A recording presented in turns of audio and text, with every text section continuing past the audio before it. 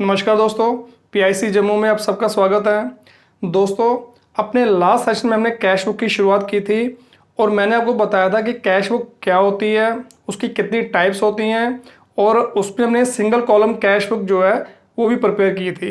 और मैंने आपको बताया था कि सिंगल कॉलम कैश बुक जो है वो किस तरीके से प्रिपेयर की जाती है।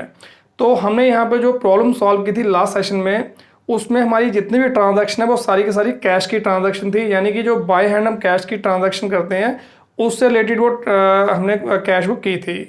तो इसी तरीके से अगर हमारी सारी ट्रांजैक्शन बैंक के जरिए हो रही हैं तो उस केस में भी सिंगल कॉलम कैश बुक ही बनती है, बट उसके साथ हम ऊपर लिख देते हैं बैंक कॉलम ऑनली, यानी कि कैश बुक लिख के साथ में ब्रैकेट में कर देते हैं बैंक कॉलम ऑनली।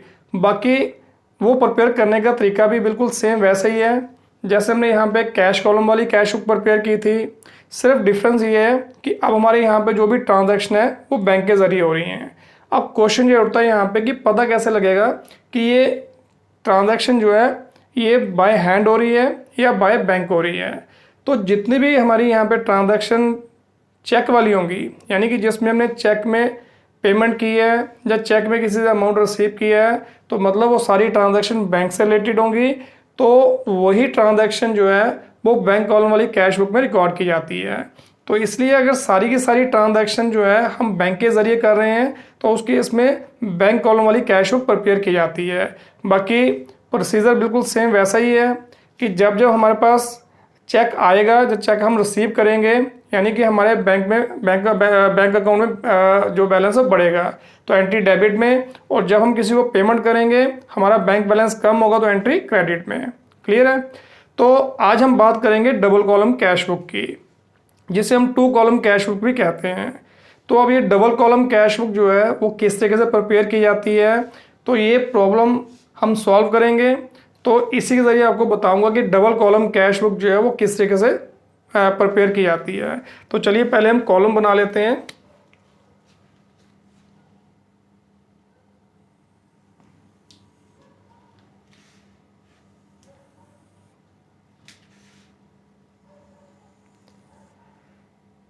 तो पहला कॉलम हमारा डेट का आ गया,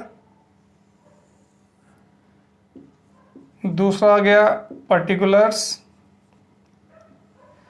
इसके बाद वोचर नंबर और लेजर फुल कॉलम बनता है। अब क्योंकि स्पेस की थोड़ी कमी है इसलिए वो कॉलम मैं यहाँ पे नहीं बनाऊंगा, बट वो कॉलम बनते ज़रूर हैं। तो यहाँ पे हम लिख देंगे डिस्काउंट,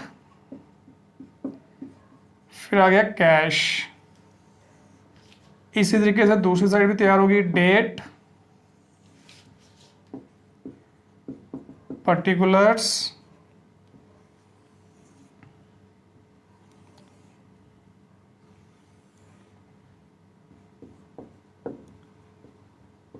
डिस्काउंट और कैश।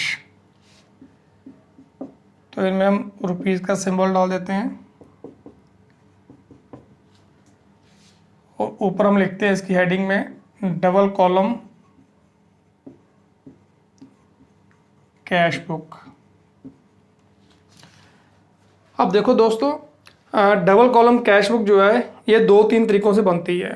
मतलब अगर हमारी यहाँ पे सारी ट्रांजैक्शन जो है कैश में है, बाय हैंड हम यहाँ पे कैश में लेन देन कर रहे हैं, और साथ में कैश की ट्रांजैक्शन के साथ साथ बीच में हम किसी को डिस्काउंट दे रहे हैं या किसी से डिस्काउंट ले रहे हैं, उस केस में जो डबल कॉलम कैश बुक बनेगी उसमें अमाउंट के दो कॉलम होंगे, एक डिस्काउंट का कॉलम और दूसरा जो मेन हमारा अमाउंट होगा उसका कॉलम। ठीक है, दोनों तरफ, डेबिट साइड भी और क्रेडिट साइड भी। ठीक है, और अगर हम सारी यहाँ पे ट्रांजैक्शन जो है बाय बैंक कर रहे हैं, यानी कि चेक के जरिए ही कर रहे हैं, उस केस में भी यहाँ पे जो है दो कॉलम होंगे।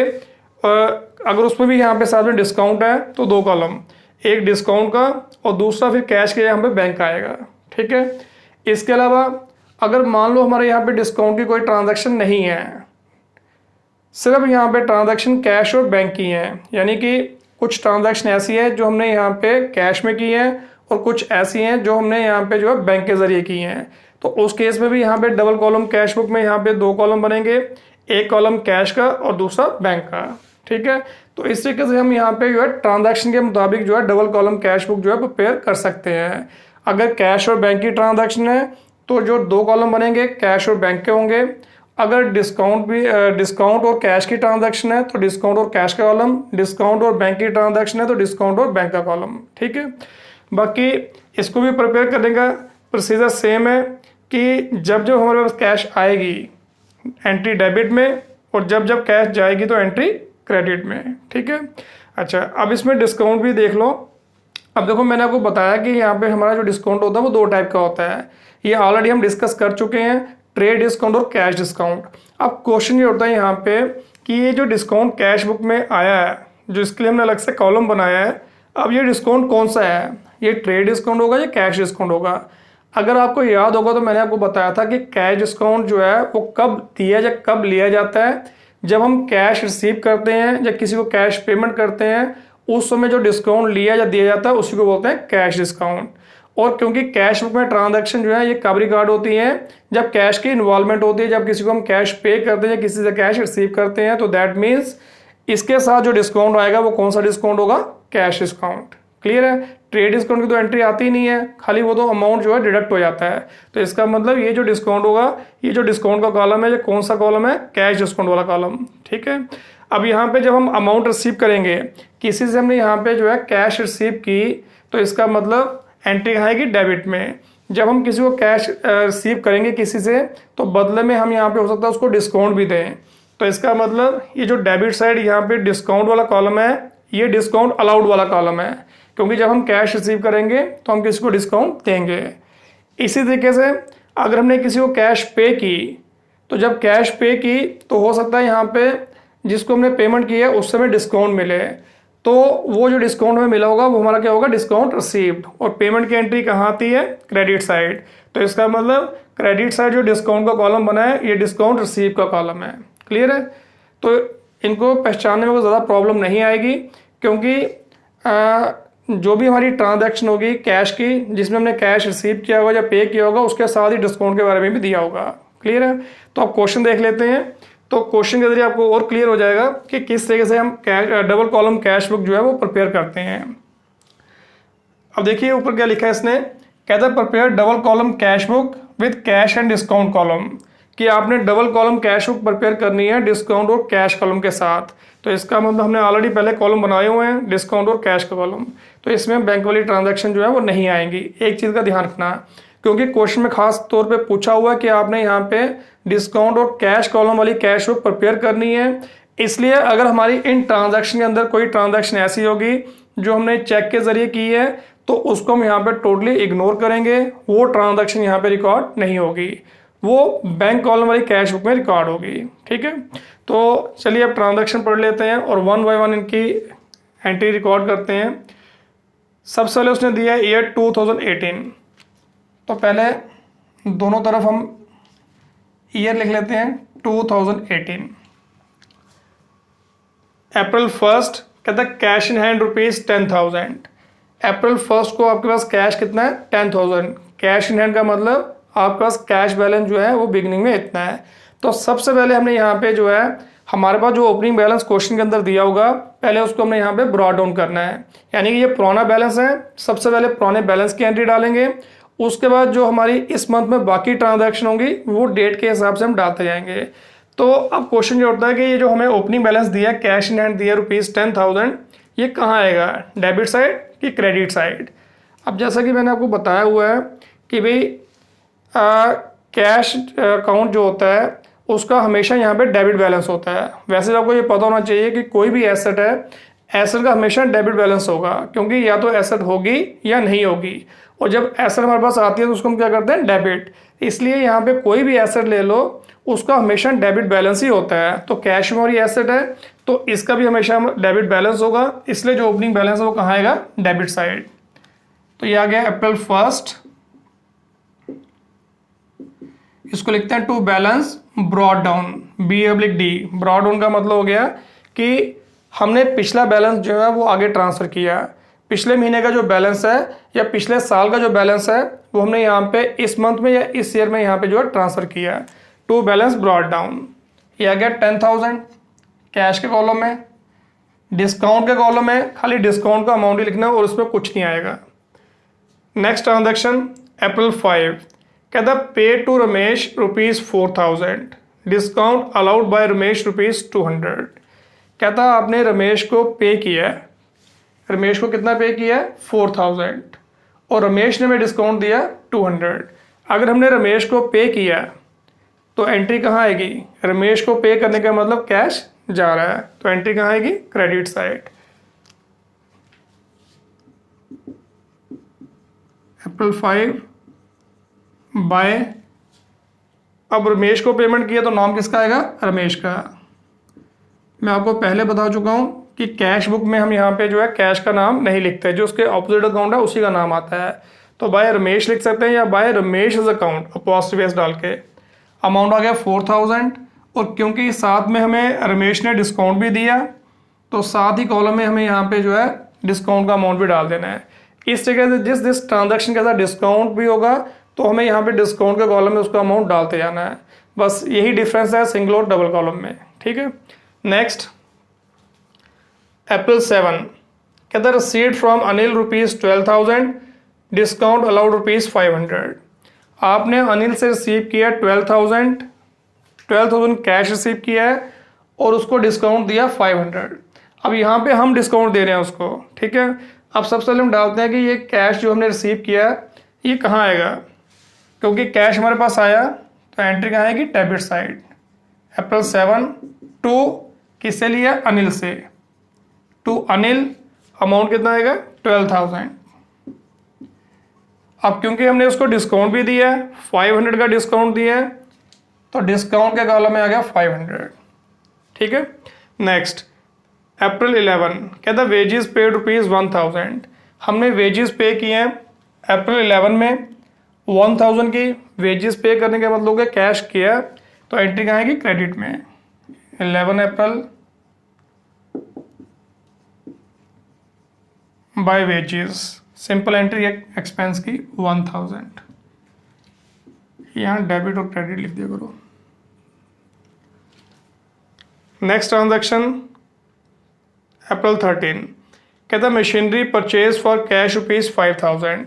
हमने यहाँ पे कैश में मशीनरी परचेज की तो कैश में जब मशीनरी परचेज की मशीनरी हमारे पास आई, कैश गया, हमने तो कैश का देखना है तो इसका मतलब कैश गया तो एंट्री क्या आएगी क्रेडिट साइड। 13 अप्रैल और नाम किसका आएगा मशीनरी का, किस रूप में कैश गया मशीनरी परचेज करने के कारण, machinery account.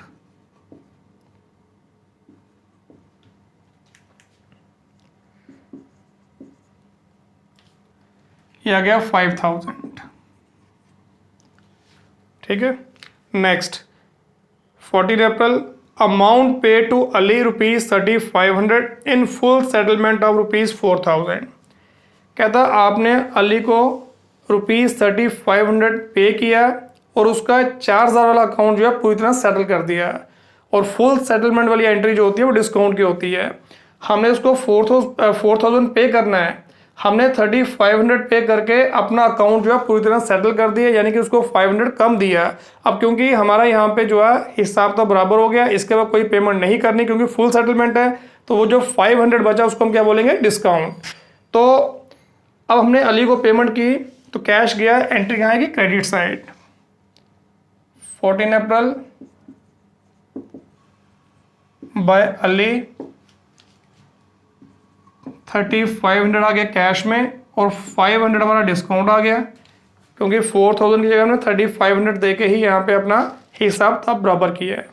Next April 16 salary is paid by cheque ₹5000। कहता आपने सैलरीज पे की है बाय चेक। अभी मैंने आपको बताया कि हम जो कैश बुक बना रहे हैं ये डबल कॉलम कैश बुक है, बट इसमें डिस्काउंट और कैश कॉलम ही बनेंगे क्योंकि क्वेश्चन में ऐसा दिया हुआ है कि आपने कैश और डिस्काउंट कॉलम वाली कैश बुक ही बनानी है, तो इसका मतलब जो चेक वाली ट्रांजैक्शन है वो इसमें रिकॉर्ड नहीं होंगी, ठीक है। इसलिए हमने यहाँ पे जो सैलरी पे की है बाय चेक उसको हम यहाँ पे इग्नोर करेंगे, उसको हम यहाँ पे रिकॉर्ड नहीं करेंगे। अगर बैंक कॉलम भी बना होता तो फिर हम इसको रिकॉर्ड करते हैं। तो नेक्स्ट देख लेते हैं April 21 कहता गुड्स परचेज फॉर कैश ₹4000। आपने यहाँ पे जो है कैश में गुड्स परचेज किए 4000 के, तो 4000 के गुड्स परचेज किए, कैश गया तो एंट्री आएगी क्रेडिट में। April 21 बाय परचेजेस अकाउंट तो कोई भी पेमेंट करेंगे, कोई भी एक्सपेंस पे करेंगे, कैश हमारा कम होगा तो एंट्री क्रेडिट में 4000।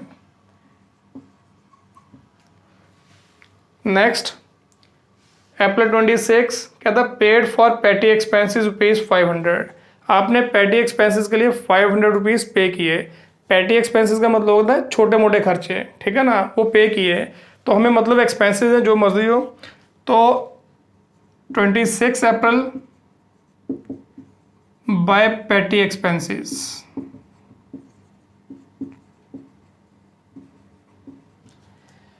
ये आ गया 500। तो सारी ट्रांजैक्शन हमारी कैश बुक में रिकॉर्ड हो चुकी है। अब लास्ट में इसको क्या करते हैं, बैलेंस करते हैं। अब बैलेंस कैसे करेंगे, बैलेंस करने का तरीका सेम है जैसे मैंने आपको सिंगल कॉलम में बताया था, सेम उसी वे में यहाँ पे इसको भी बैलेंस करेंगे। बट एक चीज़ का ध्यान रखना, जो डिस्काउंट का कॉलम होता है इसको बैलेंस नहीं करते, इसको खाली टोटल करके हम छोड़ देते हैं, क्योंकि ये दोनों डिस्काउंट अलग अलग हैं। ये डिस्काउंट अलाउड है, वो डिस्काउंट रिसीव्ड है, ठीक है ना, इसलिए इनका बैलेंस नहीं करते, इनका आपस में कोई लेन देन नहीं है, वो अलग रिकॉर्ड होगा, ये अलग रिकॉर्ड होगा। तो इनको टोटल करके हमें छोड़ देना है। तो इसका टोटल किया 500 आ गया, इसका किया 700 आ गया। अब जो कैश कॉलम वाला है इसको हम बैलेंस करेंगे। तो बैलेंस कैसे करते हैं, पहले हम देखते हैं इसमें बड़ी साइड कौन सी है, उसका टोटल करते हैं, उसमें से छोटी साइड माइनस करते हैं, जो बाकी बचता है वही हमारा बैलेंस होगा। और मैं आपको ऑलरेडी बता चुका हूँ, बार बार ये चीज़ मैंने बताई है कि कैश का हमेशा डेबिट बैलेंस ही होगा, यानी कि इसकी हमेशा डेबिट साइड ही बड़ी होगी, क्योंकि हमारे पास या तो कैश होगा या कैश नहीं होगा। तो इसलिए यहाँ पे ये साइड टोटल करते हैं, तो ये बनती है 22,000। बड़ा अमाउंट दोनों तरफ लिख देते हैं। अब इसमें से क्रेडिट साइड माइनस कर देते हैं और जो बाकी बचेगा वो हमारा क्या होगा, balance, by balance carry down. और ये क्लोजिंग डेट, अब ये महीना कब खत्म होगा, 30 अप्रैल। तो हम मंथ के लास्ट में इसको बैलेंस करते हैं, ठीक है ना। तो 8, 14, 18, तो ये जो बैलेंस बचा वो कितना बचा, 4000, ठीक है। तो बाकी कैश बुक को अपनी फैसिलिटी के हिसाब से हम यहाँ पे उसको बैलेंस करते हैं। हम चाहे तो इसको डेली बेसिस पे बैलेंस कर सकते हैं, हम चाहे तो इसको वीकली बेसिस पे भी बैलेंस कर सकते हैं, monthly, quarterly, yearly, half yearly, जिस टाइप की हमें इन्फॉर्मेशन चाहिए उसके मुताबिक हम चलते हैं। तो फिलहाल यहाँ पे हमारे पास मंथली इन्फॉर्मेशन है, इसलिए यहाँ पे पूरे महीने की ट्रांजैक्शन रिकॉर्ड करने के बाद हमने इसको यहाँ पे जो बैलेंस कर दिया है और आखिर में इसको बैलेंस करते हैं। तो 30 अप्रैल को इसका बैलेंस निकला, उसको ब्रॉड डाउन करना है, ब्रॉड डाउन बिल्कुल ऑपोजिट साइड। 30 अप्रैल के बाद क्या आ गया, May 1, तो ये आ गया टू बैलेंस ब्रॉड डाउन 4000, ठीक है। तो इस तरीके से हमारी यहाँ पे जो है डबल कॉलम कैश बुक जो है प्रिपेयर की जाती है, क्लियर है। अब एक और प्रॉब्लम ले लेते हैं, इसमें कुछ चेंजेस करते हैं। तो डबल कॉलम कैश बुक बना लेते हैं जिसमें कैश और बैंक कॉलम दोनों होंगे, ठीक है। अब उसमें डिस्काउंट को छोड़ देते हैं। तो हम देखते हैं कि अगर कैश और बैंक दोनों की हमारे पास ट्रांजैक्शन है उस केस में डबल कॉलम कैश बुक कैसे बनती है। तो इसको रब कर लेते हैं। चलो पहले इसमें चेंजेस कर लेते हैं क्वेश्चन में।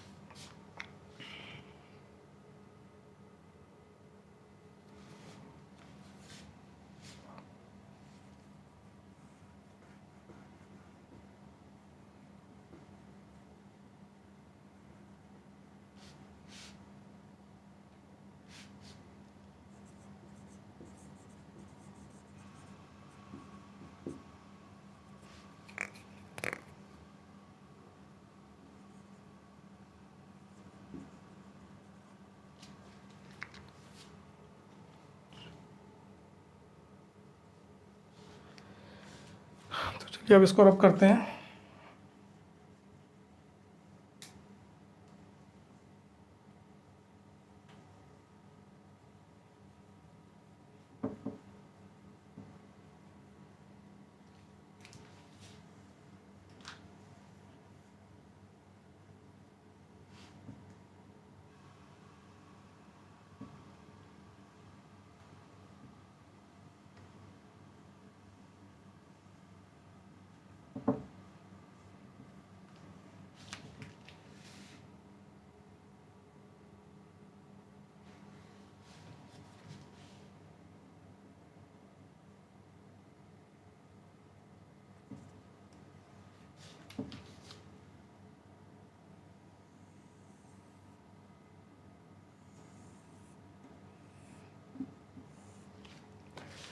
अच्छा जी, अब इसमें हमारा कैश और बैंक कॉलम वाली डबल कॉलम कैश बुक आ गई।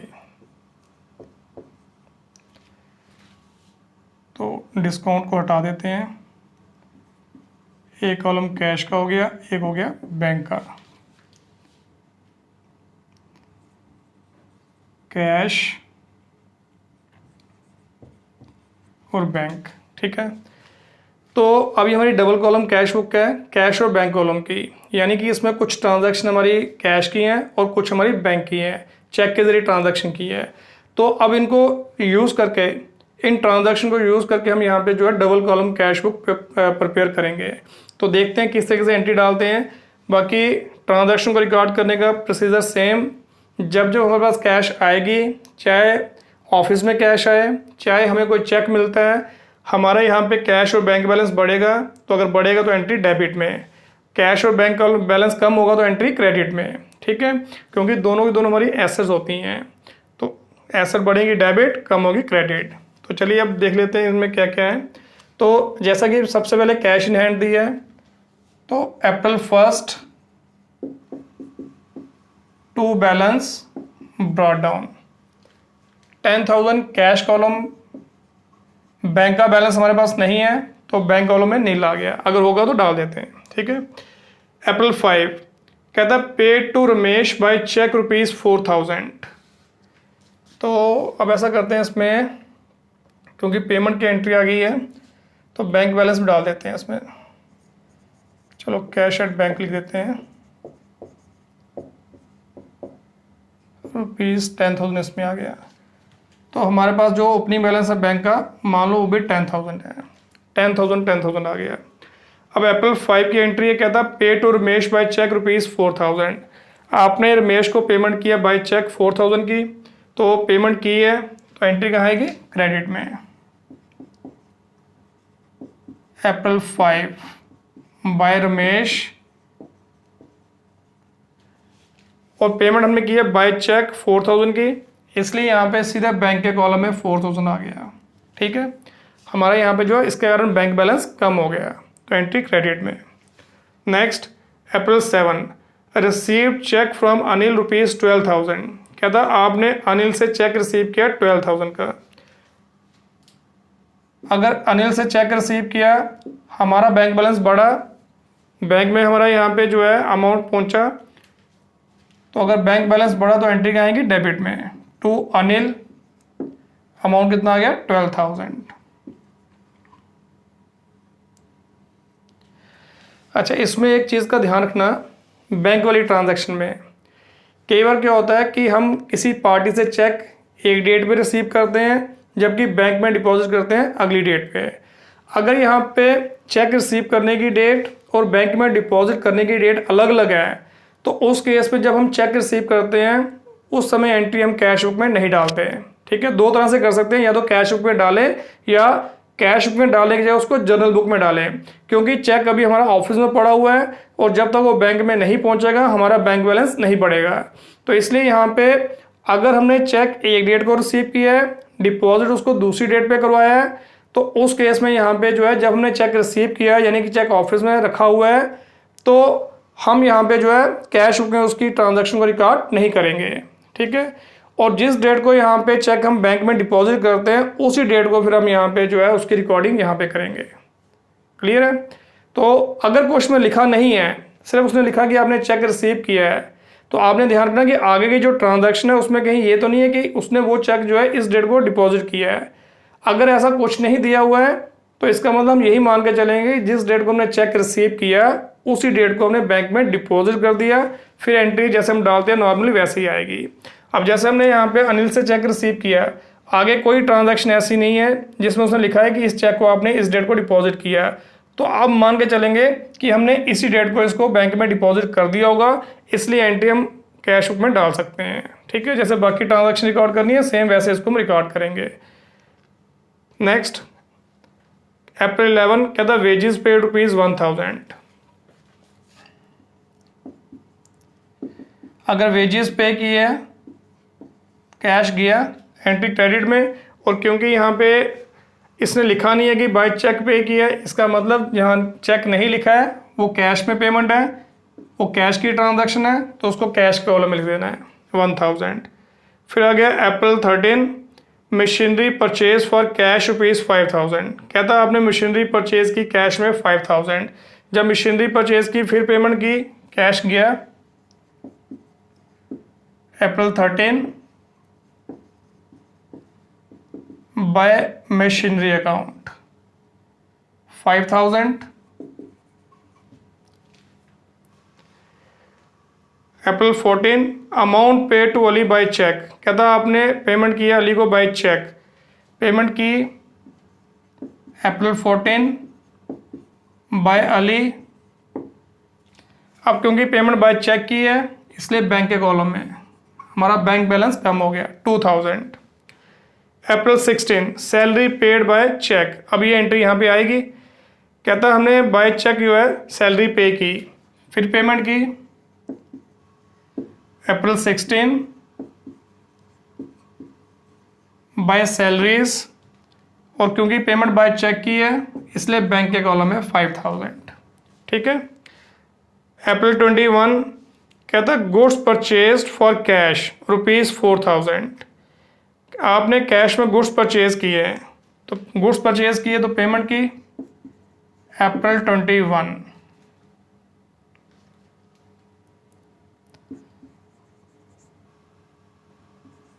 By purchases account. ये आ गया हमारा 4000। इसको अप्रैल 21 ये आ गया 4000। ठीक है, तो ये ट्रांजैक्शन जो है हमने रिकॉर्ड कर ली। तो अब कैश वाली कैश के कॉलम में, बैंक वाली बैंक के कॉलम में। अब इसको बैलेंस करना है, तो बैलेंस करने का तरीका सेम है। अब दोनों कॉलम को हम बैलेंस करेंगे। पहले कैश के कॉलम को देख लेते हैं। तो कैश का पहले टोटल करेंगे डेबिट साइड का, क्योंकि जिस साइड का टोटल बड़ा होता है वो नीचे लिखते हैं।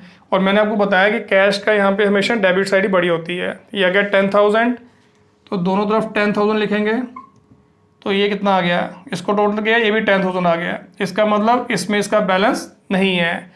कैश का जितना हमारे पास आया था उतना ही हमने स्पेंड कर दिया, तो कैश का बैलेंस यहाँ पे 0 है। बैंक का देख लेते हैं। अच्छा, बैंक के केस में यहाँ पे जो है कुछ भी हो सकता है। इसका डेबिट साइड भी बड़ी हो सकती है, क्रेडिट साइड भी बड़ी हो सकती है, यानी कि इसका यहाँ पे बैलेंस दोनों तरफ आ सकता है। ठीक है, अगर डेबिट साइड बड़ी है क्रेडिट छोटी है, इसका मतलब हमारा बैंक बैलेंस है। अगर क्रेडिट बड़ी है डेबिट छोटी है, इसका मतलब वो बैंक ओवरड्राफ्ट का बैलेंस है। ठीक है, मैंने बताया हुआ बैंक ओवरड्राफ्ट क्या होता है कि अगर हम यहाँ पे एक्सेस में बैंक से अमाउंट विड्रा कर लेते हैं, अगर हमने बैंक ओवरड्राफ्ट की फैसिलिटी ली है तभी हम एक्सेस अमाउंट विड्रा कर सकते हैं।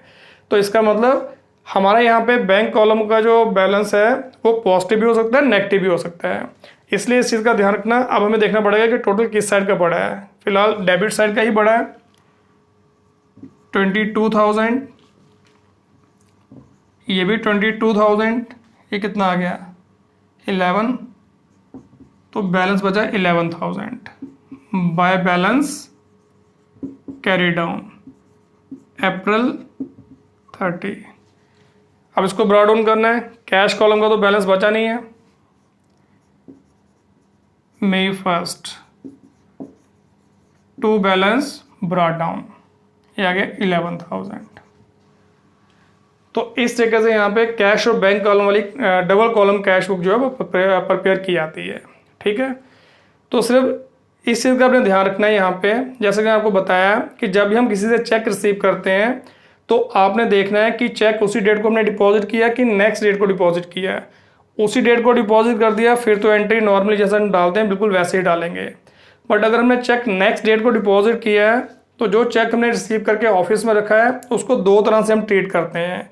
इनकी डिटेल मैं आपको बताऊंगा जब ट्रिपल कॉलम कैश करेंगे तो फिर डिटेल में आपको बताऊंगा कि कैसे हम इनकी ट्रीटमेंट देते हैं। ठीक है, फिर फिलहाल इन शॉर्ट ये समझ लो कि अगर हमने चेक ऑफिस में रखा हुआ है या तो हम यहाँ पे जो है उसको कैश बुक में उसी वक्त रिकॉर्ड कर लें, और जब हम नेक्स्ट डेट को यहाँ पे जो है चेक बैंक में डिपॉजिट करते हैं फिर उसको कॉन्ट्रा एंट्री मान के यहाँ पे जो है दोनों तरफ उसकी एंट्री रिकॉर्ड करें।